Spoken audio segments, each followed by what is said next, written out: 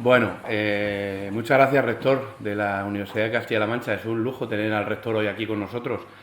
Además, un rector que es profesor de esta escuela, pues un lujo adicional, ¿no? Bueno, yo agradecerle a él su presencia, siempre su compromiso con nosotros, con la gente del campo, con los agricultores, con los ganaderos, con la industria alimentaria, con todo lo que de alguna manera yo represento como consejero, ¿no? También, como siempre, a Pepi, a la directora de la escuela. Sabe Pepi que a mí me encanta estar aquí, en esta escuela. Es verdad que no estudié aquí, estudié en Madrid, pero bueno, la considero como mía y aquí estoy como en casa, con vosotros. También gracias a Miguel Ángel, al director del departamento, y por supuesto a Sebastián, que es el que me llama para dar esta charla sobre la PAC, que es verdad que tuvimos que retrasar en su momento, pero bueno, la vamos a hacer hoy y yo espero que sea de vuestro interés. Me acompañan, como decía también Sebastián, la secretaria general de la Consejería y la directora general de Agricultura y Ganadería, que son las que realmente están en el día a día de todo lo que yo os voy a contar, aunque yo me voy a aprovechar de eso que en la universidad llamáis los profesores libertad de cátedra, ¿no? Entonces yo os voy a contar las cosas como las creo, como las pienso, ¿no? Siempre lo hago así, pero hoy todavía más teniendo en cuenta en el lugar en el que estoy y hablando de una cuestión pues en la que yo vengo trabajando muchos años, ahora como consejero de una manera menos técnica o con menos concreción, por lo que veréis que me centro en cuestiones más de filosofía general, de idea de la política, de por dónde debemos ir, de cómo hemos llegado hasta aquí, bueno, ese tipo de cuestiones. Si queréis luego entrar en detalle, podemos entrar en detalle si queréis, pero no quiero ser muy exhaustivo. De hecho, teníamos una presentación preparada, que la tenéis detrás. Es posible que utilice alguna diapositiva en concreto, pero a lo mejor no utilizo ninguna. En todo caso, está a vuestra disposición, se lo he dicho a Sebastián, para que todos los alumnos la tengáis. Me alegra ver mucha gente joven, muchos chavales en la escuela de Ingeniería Agronómica y de Montes y Biotecnología. Esto lo tengo que mirar porque los nombres son tan difíciles que de aquí de Albacete, porque eso significa que hay interés. Sabe el rector que queremos lanzar una campaña, aprovecho para decirlo aquí, para fomentar el interés de la gente joven cuando acaba el bachillerato para hacer este tipo de carreras, ingeniería técnico-agrícola, ingeniería técnico-forestal, montes, agrónomos, todo lo que está relacionado con este conjunto de actividades que se ofrecen en esta escuela, también en la escuela de Ciudad Real, también de la Universidad de Castilla-La Mancha. Bueno, trabajaremos en esa dirección, pero bueno, aquí estáis muchos chavales, yo espero que sea útil lo que yo os voy a contar. Entiendo que lo habéis visto en clase de alguna manera, lo que es la política agraria común, pero pues algunas cosas seguramente de las que yo os cuente serán novedosas. Bueno, ¿qué es esto? ¿Qué es la PAC, no? Probablemente que sea la primera reflexión que tenemos que hacer antes de entrar en harina o de ver qué es lo que está pasando en este momento. Esta es una política agraria común, que dicen las siglas en castellano, de una traducción del francés de la palabra agricole, que acaba convirtiéndose en agraria y que incluye todo lo que se hace en el campo, por decirlo de alguna manera, desde que se pone en funcionamiento, hace ya bastante tiempo.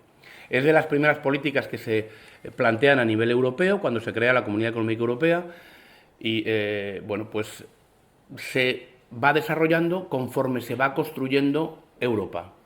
Cuando se habla de la PAC, se habla, por tanto, de Europa. Es de esas políticas que dan sentido al proyecto de construcción europeo, que dan sentido a ese proyecto. A mí me gusta mucho decir la palabra colectivo, porque es un proyecto colectivo de una serie de Estados miembros que deciden en su momento ceder competencias en unas determinadas cuestiones a una entidad superior, supranacional, que a partir de ese momento se encarga de regir ese tipo de políticas.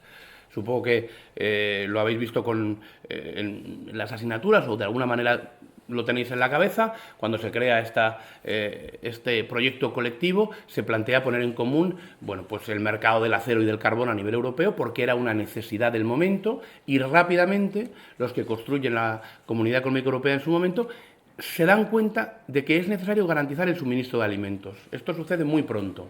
Y entonces se crea una política agraria común. Cada una de las tres palabras de la PAC tiene su sentido. Es política en el sentido de que es una decisión que se toma por parte de los políticos a nivel europeo.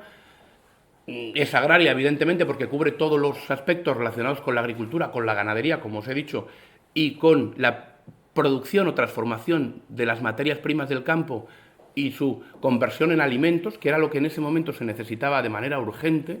Lo que necesitaba Europa después de la Segunda Guerra Mundial era garantizar el suministro de alimentos, la seguridad alimentaria, pero no en términos de garantía salubre de lo que se consume, sino en términos de garantía de la cantidad de alimentos que necesita la población y, es común en la medida en que es una cesión de competencias de los Estados miembros en su momento a esa entidad supranacional que es la que va a decidir la política, en común.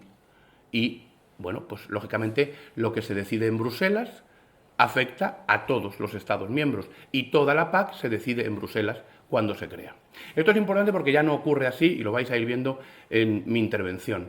La PAC ha ido evolucionando, lógicamente, y lo que pasó en su momento de ser una necesidad de suministro de alimentos a la población europea se ha convertido en otro tipo de política que está vinculada, lo decía Sebastián en su introducción, a las cuestiones ambientales, que probablemente hoy ocupan una parte muy importante de esta política. Por supuesto, cuando se crea la PAC no había ningún componente ambiental, ningún interés ambiental en la política. Era una política exclusivamente para garantizar el suministro de alimentos. Tan productivista fue la PAC en sus inicios que acabó, entre comillas, muriendo de éxito. Esta es otra cuestión de la que se habla mucho en cualquier charla de la PAC. Siempre que hay una persona que habla sobre la PAC, menciona lo que pasó en los años 80. En los años 80, después de mucha intervención pública en esta forma de producir alimentos, después de mucho incentivo público, pues acabó en unos excesos de producción enormes, sobre todo de las materias más habituales, de los productos más PAC. ¿Qué son los productos más PAC? Pues los cereales y la leche y sus derivados, sobre todo la mantequilla. Hay que tener en cuenta quién crea la Unión Europea, la Comunidad Económica Europea en su momento, quién crea la PAC y a qué intereses responden. El granero de Europa, cuando se crea la Unión Europea, es Francia, y toda la política se orienta a producciones continentales. Francia, los cereales, los herbáceos y todo lo que tiene que ver con la leche de vaca. Ese es el objetivo de la PAC en su inicio, y ese incentivo productivista acaba en grandes montañas de mantequilla, que es probablemente el símbolo que algunos de los que estáis aquí presentes tenéis en la cabeza, porque además en la prensa francesa de la época se utilizó reiteradamente en las viñetas para poner de manifiesto que esta política era ineficiente. Es decir, no sabían qué hacer con el exceso de producción que se había conseguido con esta política. Se almacenaban estos productos, a finales de los años 80 se inician políticas de almacenamiento muy intensivas, porque no hay otra forma de dar salida a los productos. Hay que hacer almacenamiento público y se trabaja en los subsidios a la exportación para sacar la producción de Europa, para poder competir en el mercado con productos que en Europa son mucho más caros de producir en los años 80 que en países terceros. Hay que subvencionarlos, hay que hacerlos más baratos para que puedan competir con otros productos en el mercado global, que empieza a despertar en ese momento con los acuerdos del GATT, de la Ronda Uruguay y el inicio, el germen de la Organización Mundial de Comercio, que hoy conocemos y que entiendo también habéis visto en clase, y si no, en todo caso, es de actualidad cada día, ¿no? en el mundo de la economía, ¿no? Esa situación en los años 80 hace que Europa empiece a competir en los mercados con países emergentes en vías de desarrollo que producen lo mismo que nosotros, insisto, lo producen más barato, y lógicamente estos países ven amenazado su comercio de productos, materias primas, que es de lo que ellos viven. Esto sigue sucediendo hoy en día. Los países en vías de desarrollo sobre todo exportan productos sin transformar. Nosotros exportamos productos manufacturados, productos en los que ha habido una evolución, una transformación, es decir, ha habido un valor añadido en la cadena de producción, no solamente la agroalimentaria, en general en la economía. Bueno, pues esos países, entre comillas, y esto lo digo muy coloquialmente, empiezan a quejarse. Y la Ronda Uruguay del GATT lo que viene a representar es, las quejas de los países en vías de desarrollo frente a las ayudas excesivas de la Unión Europea para que sus productores sean competitivos, sobre todo los subsidios a la exportación, que eran clave en aquel momento. Y la PAC empieza a evolucionar y se producen tres reformas muy importantes: la reforma del 92, que se conoce como de McSharry por quien la impulsa o quien tiene la idea, la Agenda 2000 del año 99 y la reforma de la PAC del año 2013, que es la PAC que hemos tenido hasta finales del 22, es decir, hasta ayer. Bueno, en esas reformas se va pasando de un modelo muy productivista, que es el que yo os he mencionado, a un modelo más de garantía de renta. ¿Qué le preocupa a la Unión Europea? Garantizar la renta de los agricultores y ganaderos. ¿Por qué? Porque ahora ya no hay problema con el suministro de alimentos. Tenemos muchísimos alimentos. Y además no nos conviene producir en exceso si no sabemos darles salida. Con lo cual empiezan a desaparecer los precios de intervención de los mercados públicos para que no haya obligación por parte de la Comisión Europea de comprar los sobrantes que tienen los agricultores y ganaderos. Y desaparecen por completo, hoy han desaparecido por completo, los subsidios a la exportación que os decía anteriormente. Y las ayudas a los agricultores y ganaderos, en vez de ir al mercado, van a la renta, van a compensar la pérdida de renta que les supone a los agricultores y ganaderos, por ejemplo, cumplir alguna cuestión relativa al medio ambiente, por ejemplo. Es decir, buscamos fórmulas para compensar la renta y complementar la renta, hacer las explotaciones viables de alguna manera. Hoy la PAC representa en torno al 30-35% de los ingresos de los agricultores y ganaderos. Y es un ingreso vía renta. Es una ayuda que no se da por producir, en términos generales, luego entraré en detalle, pero se da simplemente por cumplir una serie de requisitos o simplemente por estar. Estas ayudas por estar, que son ayudas desacopladas de la producción, es decir, que se dan independientemente de si se produce o no, las hemos llamado después pago básico y ahora lo llamamos ayuda básica a la renta, a partir del 2023. Ahora entraremos con más detalle en ello. Durante todos estos años se buscan fórmulas, desde el 92 hasta el 2013, se buscan fórmulas para justificar estas ayudas y se buscan fórmulas para calcularlas. La Comisión Europea, consciente de que había incentivado la productividad, se da cuenta de que no puede quitar de golpe las ayudas a los productores o a los agricultores y ganaderos que tienen más rendimientos y, por lo tanto, vincula las ayudas a la renta de alguna manera a la productividad. ¿Cómo lo hace? Vinculando las ayudas directamente a la productividad de un momento determinado. Se fijan unos años como periodo de referencia y se dice ¿qué hacía este agricultor en esta hectárea en esos años? Voy a poner un ejemplo de los que da pie al debate y a la controversia. Por ejemplo, un agricultor de la Vera en Navalmoral de la Mata, por ejemplo, en Extremadura, que es un lugar simbólico para la producción de tabaco. Hoy en día todo esto está en retroceso, pero sigue habiendo productores de tabaco. Producía o tenía tabaco en una hectárea en el año 1999. Bueno, pues esa hectárea de 1999 ha generado un derecho histórico, llamamos, en base a lo que producía ese agricultor en el año 1999. De tal manera que quien ha ostentado el derecho sobre esa hectárea ha seguido cobrando igual que si tuviera tabaco. El derecho más alto de todos en España con mucha diferencia.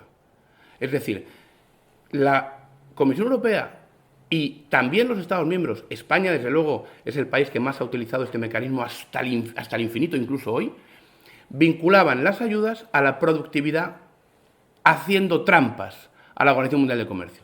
No exigían cultivar tabaco, no, pero se daban las ayudas a quien tenía tabaco en el año 99. De tal manera que esto ha generado muchas injusticias, porque hoy en esa superficie probablemente hay cereal. Y el cereal cuesta mucho menos producirlo y tenía, bueno, pues unas normas, por decirlo de alguna manera, distintas. ¿Qué pasa con todo esto? Que este sistema se ha seguido manteniendo. Ha habido sucesivas reformas de la PAC, pero hemos seguido manteniendo esa vinculación a las referencias históricas, a los derechos históricos. Hoy todavía en España. En la reforma del año 2013, que es la que hemos venido aplicando hasta el año 2022, hasta hace muy poco, porque como consecuencia de la pandemia se amplió 2 años más, tenía que haber acabado en el 20, acabó en el 22. Bueno, en esa reforma España ha mantenido las referencias históricas y los derechos históricos en todas las ayudas, en el pago básico, en las ayudas desacopladas. ¿Cómo ha conseguido hacerlo? Bueno, cogió el Ministerio de Agricultura en el año 13 el mapa de España y dividió España en 50 regiones agronómicas. No significa 50 regiones políticas o administrativas. Tenemos 50 provincias, no son 50 provincias. Hay 50 regiones agronómicas, o ha habido 50 regiones agronómicas hasta el 31 de diciembre del 22, en función del cultivo que se producía y de los rendimientos. Donde había cultivos más productivos, donde había agua y donde había más rendimiento, se han estado cobrando claramente más ayudas. Claramente. Para mantener la vinculación a esa PAC antigua que yo os mencionaba del incremento de la productividad. Porque no fueron valientes, porque no se fue valiente para cortar con ese mecanismo. Y ahora tampoco se ha sido, ¿eh? Ahora vais a ver que tampoco se ha sido y que yo voy a ser en esto muy crítico. Se mantuvieron esas 50 regiones agronómicas de tal manera que, por ejemplo, un olivar del Valle de Alcudia cobra distinto a un olivar del Valle de los Pedroches, porque están en regiones agronómicas distintas. Son dos valles limítrofes, uno en Ciudad Real y otro en Córdoba. Están al lado, se ven perfectamente desde el AVE a Sevilla, si vais una vez por el AVE a Sevilla, veis los dos valles, uno a cada lado. En uno, el agricultor cobra una cantidad y en otro cobra distinto, y hacen exactamente igual. Esto es absolutamente injusto y se ha mantenido en España hasta ahora, primando sobre todo al que más capacidad de producción tiene y abandonando, entre comillas, al desecano, al menos productivo, es decir, la agricultura que probablemente más apoyo necesita de la administración pública y de una política como esta, que es la PAC. ¿Qué pasa? ¿Por qué España decide hacer esto y otros países no? Porque la Unión Europea en el año 1999 corta radicalmente el planteamiento de esta política y de casi todas las políticas. Se olvida de las políticas comunes. Las políticas ya no son más veces comunes en la Unión Europea. Lo tienen en el nombre, pero no lo son en la práctica. Y plantea un ejercicio de subsidiariedad que se convierte en un principio innegociable en todas las políticas comunitarias desde el año 99. Cada vez más, de tal forma que hoy una Unión Europea de 27 miembros es incapaz de establecer normas estrictas a nivel europeo para 27 países, para para 500 millones de habitantes. Y les dice a los Estados miembros, y ahora usted decida en su país cómo va a aplicar esta política. Yo le doy la norma básica y usted decide cómo la aplica. Por eso España decidió mantener esas 50 regiones agronómicas, al mismo tiempo que otros países iban a un modelo de tasa plana. ¿Qué es eso? Bueno, pues a una ayuda igual para todos. Si usted tiene una hectárea, sea de lo que sea, regadío, secano, pastos, leñosos, herbáceos, esté donde esté y está en el país que sea, vamos a poner como ejemplo, pues yo qué sé, Austria o Polonia, aunque Austria mejor porque los países del este tuvieron otro tratamiento, Austria, usted va a cobrar lo mismo. Es el modelo de tasa plana al que ha ido Europa desde entonces. Nosotros nos hemos ido resistiendo, somos los únicos que nos hemos resistido. Desde mi punto de vista, de manera errónea. Es un error. Es un error porque genera injusticias y además crea una burocracia enorme que sabemos muy bien en la administración, pero que sobre todo saben los agricultores y ganaderos cuando tienen que transferir los derechos de la PAC, que es en base a lo que se cobra. Porque uno cobra distinto si tenía tabaco en el 99 o si tenía cereal, como os he dicho. Y sigue cobrando en función de eso, hoy, en España, en esta PAC del 23 al 27. Con lo cual hay que saber qué derechos tenía entonces y cómo se compran o se venden los derechos, o se arriendan. En los países en los que hay tasa plana, da igual todo. El que tiene una hectárea cobra una cantidad, da igual que la compren, que la vendan, que la arriendan, no nos interesa, ni a ellos ni a la administración, con lo cual se quita muchísima burocracia y desde luego, sobre todo para los ciudadanos. Y luego, además, no se crean injusticias, todo el mundo cobra lo mismo, que parece lo razonable, ¿no? Parece lo razonable. Bueno, pues aquí hemos mantenido ese modelo que creo que es erróneo. En todo caso, la Unión Europea, en el 2013, a la vista de las presiones, establece una norma básica europea que es la de la convergencia, para que dentro de cada una de las regiones agronómicas que quiera tener cada país, algunos fueron directamente a la tasa plana, como os he dicho, hoy están todos en la tasa plana, prácticamente. Entonces no, pero todos iban en esa dirección. Establece lo que es la convergencia, es decir, las ayudas se tienen que aproximar, porque incluso dentro de las 50 regiones había señores con más ayudas que otros. Por ejemplo, una región de cultivos herbáceos, pues tiene derechos de cultivos herbáceos de un tipo, pues a lo mejor en 90 euros hectárea, y hay otro que tiene los derechos en 60 euros hectárea. Pues tienen que aproximarse, tienen que converger esas ayudas. Bueno, España no fue capaz de que convergieran el 31 de diciembre del 22 y tampoco va a ser capaz de que converjan a 31 de diciembre del año 27. Ni siquiera en las regiones que se han establecido, lo cual es otro error desde mi punto de vista. Un error muy grande. Ahora os voy a detallar algunas cosas de esta reforma, de esta PAC. Las he ido mencionando, pero las voy a decir un poco más en concreto para que veáis qué cosas se han decidido importantes y cómo nos afectan a nosotros, a nuestra agricultura, a nuestra ganadería. Primero os diré que llevamos trabajando en esta reforma desde el año 2018, que en Castilla-La Mancha hemos tenido una posición común que acordamos con las organizaciones agrarias, con las cooperativas, con la industria alimentaria, con las asociaciones de usuarios y consumidores, con las organizaciones ecologistas, con la red de desarrollo rural. Acordamos una posición común todos juntos. Fue un esfuerzo titánico. Gran parte del mérito lo tiene la directora general de Agricultura y Ganadería, que está aquí presente, porque fue la que llevó estas negociaciones y además la que lleva el día a día de esta política, ¿no? la que sabe las cuestiones más concretas. Incluso en ese momento hicimos en Castilla-La Mancha algo absolutamente novedoso en la forma de hacer política, una encuesta universal, para que todo el mundo pudiera decir qué PAC quería. Tuvimos muchas respuestas, algunas del sector y otras de ciudadanos normales, que se veían afectados por una política, hago un paréntesis muy grande pero muy importante, que no es de los agricultores y ganaderos, que es una política del conjunto de los ciudadanos. Porque gracias a esta política hay ayudas para los agricultores y ganaderos, sí, se mantiene la agricultura y la ganadería, sí, pero tenemos, por ejemplo, la mayor seguridad alimentaria del mundo. A mí me gusta decirlo, porque esa seguridad alimentaria del mundo ya no es la del inicio de la política, en los años 50 o 60. Ya no es la garantía del abastecimiento, ahora es la garantía de la salubridad, de la higiene de los alimentos. Nadie puede garantizar mejor que nosotros la salud de los alimentos, la salubridad de los alimentos que consumimos. Y es gracias a esta política que también orienta muchas otras decisiones a nivel europeo. Las figuras de calidad, el comercio exterior, cuestiones relativas desde luego a la salud pública. Hay muchas cosas relacionadas con esta política que se consiguen gracias a lo que hacemos, a lo que hacen los agricultores y ganaderos. A mí me gusta mucho decir que es una política de todos los consumidores, y todos somos consumidores en la medida en que somos ciudadanos. Los que se dedican a este sector y los que se dedican a cualquier otro, que se alimentan todos los días.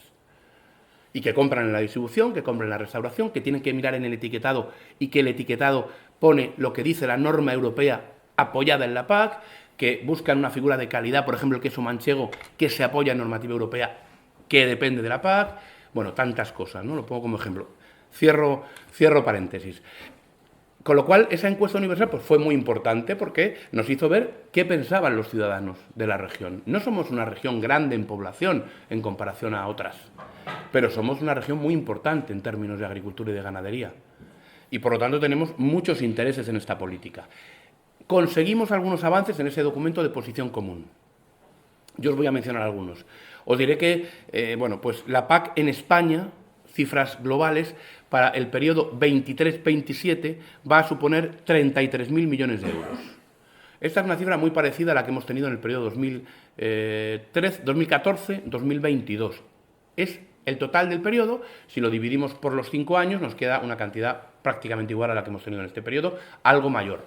En todo caso, para Castilla-La Mancha, la negociación fue bien en el sentido de los recursos, porque tenemos más dinero que en otras ocasiones.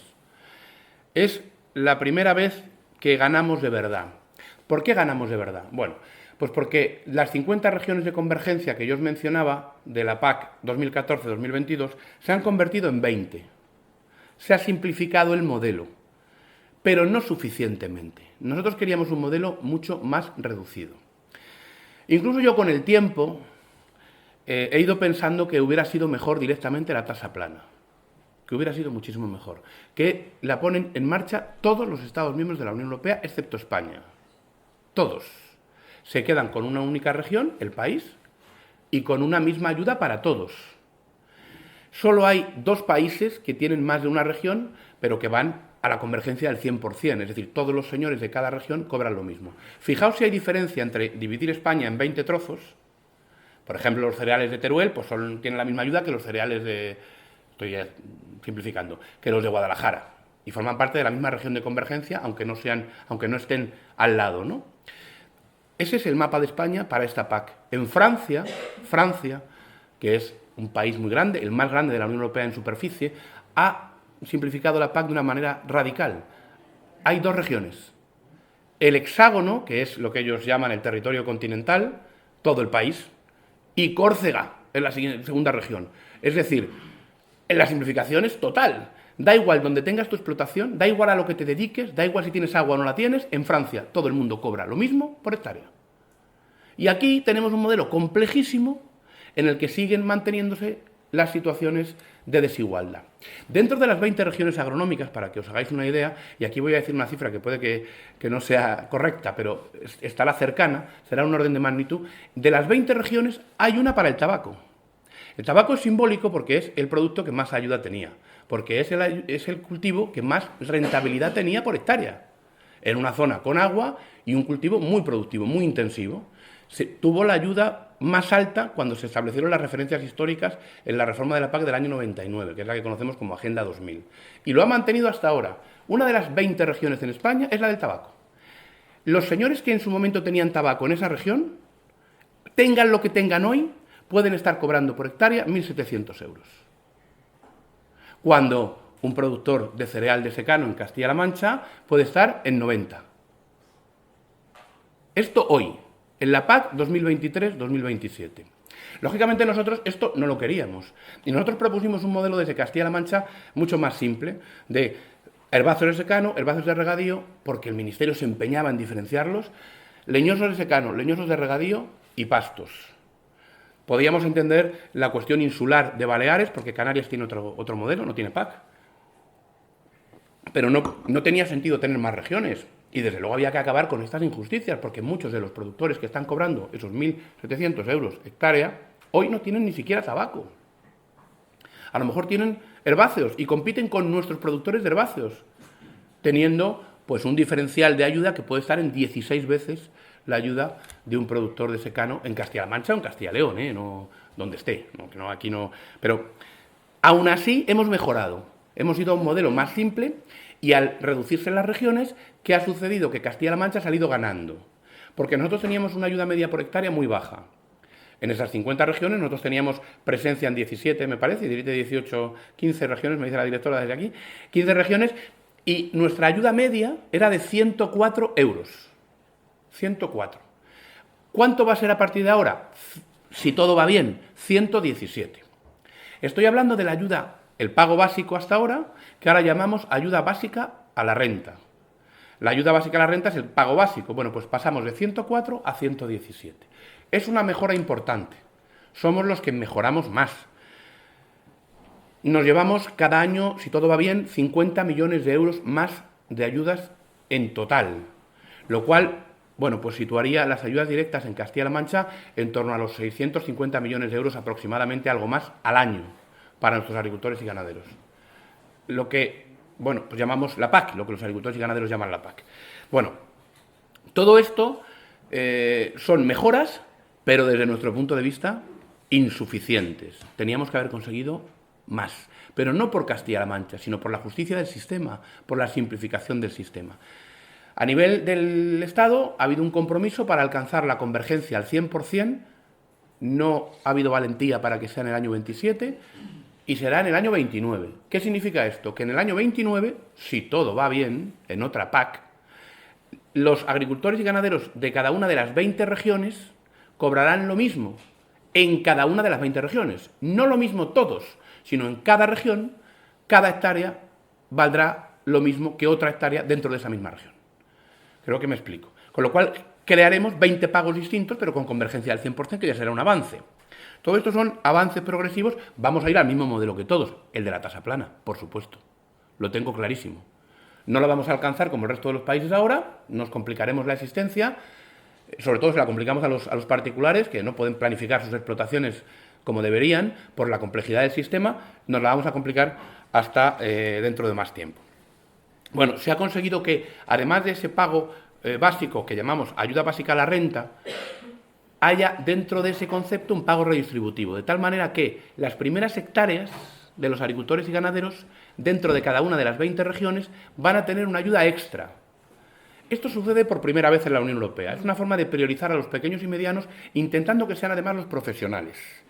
Esto es muy importante para Castilla-La Mancha. No conseguimos todo, pero conseguimos una parte importante priorizando a estos agricultores y ganaderos. Si se paga más por las primeras hectáreas, hacemos el sistema más justo. Más justo. Porque por el que más tiene, el que tiene, pues vamos a suponer, una explotación enorme, el que es un latifundista, no se beneficia tanto en términos relativos de esta política de pagar más las primeras hectáreas. Beneficiamos más a los más pequeños en términos relativos. Yo estoy muy satisfecho de que esto se haya podido conseguir, aunque no ha sido perfecto, porque la Comisión Europea no nos ha dejado dar una vuelta en el concepto de redistributivo para darlo solo a los profesionales, que era el objetivo. No se ha podido, pero bueno, se ha conseguido una diferenciación por primera vez en la Unión Europea, que esto es muy complejo. Bueno, pues esos pagos, la ayuda básica a la renta, el pago de lo que llamamos el pago básico o ayuda básica a la renta, más el pago redistributivo que está dentro, son el 60% del total del dinero que reciben los agricultores. De cada 100 euros que se reciben de la PAC, 60 vienen por aquí, por lo que os he contado. Un 2% del total de los pagos viene para los jóvenes que se incorporen a la agricultura o a la ganadería y que les vamos a dar dentro de lo que llamamos el primer pilar de la PAC, de las ayudas directas, una ayuda extra. Ya lo estamos haciendo en este periodo, pero introducimos una novedad muy importante. Las chicas que se incorporen un 15% más que los chicos. Esto es un éxito también sin precedentes. Es una propuesta de Castilla-La Mancha, el Ministerio la defendió en Bruselas y la Comisión Europea lo aceptó. Discriminar positivamente a las mujeres frente a los hombres es una cuestión a la que estamos acostumbrados en la política nacional y autonómica, aquí lo hemos hecho con el Estatuto de las Mujeres Rurales, pero que no es nada fácil en la Unión Europea. Es la primera vez que en la Unión Europea sucede esto. Y es que la Unión Europea se da cuenta, la Comisión Europea, de que si no se hace esto, sigue habiendo una desigualdad enorme en el número de perceptores, en el número de los titulares de los derechos, en las ayudas recibidas. Bueno, es una forma de intentar compensarlo. Yo estoy muy satisfecho de esta cuestión. El 23% de las ayudas viene por una cosa que se ha llamado ecoregímenes o ecoesquemas, que es donde hay pues más discusión en este momento en el que los agricultores y ganaderos están haciendo la PAC. Esto es una continuidad de lo que conocíamos como el pago verde en esta PAC que acaba de finalizar, pero hemos dado una vuelta de tuerca muy grande. El 23 de cada 100 euros que se van a recibir van a venir en concepto de ecoregímenes o ecoesquemas. Es mucho. Y los agricultores y ganaderos tienen que dar un cambio en su explotación. Tienen que hacer un cambio en la orientación medioambiental de su explotación. Esto es probablemente la cuestión más conflictiva de todo. Voy a intentar acabar pronto para dar tiempo a que haya alguna pregunta, pero aquí es donde tenemos probablemente la mayor controversia. En la presentación están los ecoesquemas en detalle, los que afectan a Castilla-La Mancha. Están muy bien explicados. Yo os animo a que lo veáis en la presentación que os van a distribuir. Y es donde más dificultades, insisto, tenemos para animar a los agricultores y ganaderos a pedirlos. Ahora entraré un poco en detalle en ellos, aunque sea 2 minutos. Pero acabo.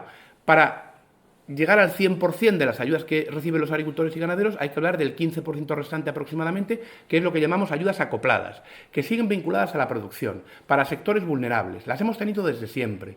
La Unión Europea las defiende en las negociaciones de la Organización Mundial de Comercio porque es necesario mantenerlas para que los agricultores y ganaderos sigan adelante, porque si no hay cultivos que se abandonan. Por ejemplo, aquí tenemos en esta PAC un plan proteico que para nosotros es muy importante para mantener un determinado tipo de producción que es fundamental para el consumo humano, pero también para el consumo animal.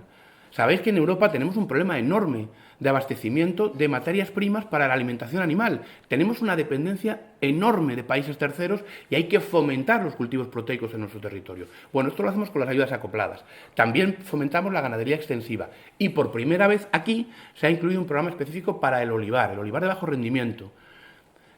El que tiene menos de 100 árboles por hectárea o pendientes superiores al 25%. Los olivicultores van a recibir 42 euros por hectárea solamente por tener el olivar. Es también la primera vez que se diferencia el olivar de bajo rendimiento del olivar intensivo o superintensivo. Y esto es bueno, porque si no, no mantendremos ese olivar, porque las almazaras no pagan diferente según de dónde venga la aceituna, lamentablemente. Porque habría que priorizar precisamente al que más dificultades tiene. Bueno, esta es una medida, que es un éxito haberla conseguido, pero es escasa desde mi punto de vista para lo que podría ser. Además, la PAC tiene un plan nacional apícola en todos los Estados miembros, tiene un programa operativo de frutas y hortalizas para inversiones de las empresas que se dedican a la producción de frutas y hortalizas y una intervención sectorial del vino que sustituye a lo que hemos conocido como PASVE en este periodo, de la cual se beneficia extraordinariamente Castilla-La Mancha y donde están los fondos para reestructurar el viñedo, invertir en las bodegas, hacer promoción del vino en países terceros, muchas cosas fundamentales. Todo eso está en la PAC. La PAC, además, tiene un segundo pilar que hemos llamado siempre, que es el del desarrollo rural. El programa de desarrollo rural. Ahí está la agricultura ecológica, que es tan importante en Castilla-La Mancha, las medidas agroambientales. Hoy, por cierto, se han publicado las bases de todas estas ayudas en el Diario Oficial, pero los agricultores y ganaderos las pueden pedir desde el día 1. Saben la batería de ayudas que hay, que son un montón de ayudas, para compensar compromisos ambientales o compensar a los que menos renta tienen en el territorio haciendo política de desarrollo rural. Menciono de manera expresa solo una línea de toda la programación de desarrollo rural de Castilla-La Mancha. El apoyo al viñedo de secano, a las cepas de más de 50 años, producción de viñedo en vaso y en secano, que van a tener solamente por existir una ayuda de 100 euros por hectárea. Esto lo hemos conseguido aquí en Castilla-La Mancha, es una ayuda nuestra, solo se da en Castilla-La Mancha, y yo creo que va a ser también muy importante de cara al futuro. Dejo para el final una mención expresa a los ecoregímenes o a los ecoesquemas. Hay 7 prácticas para poder cobrarlos, que, yo creo que responden a las necesidades del sector, a las necesidades en pastoreo de los ganaderos, a las necesidades de los agricultores, de los leñosos, de los herbáceos.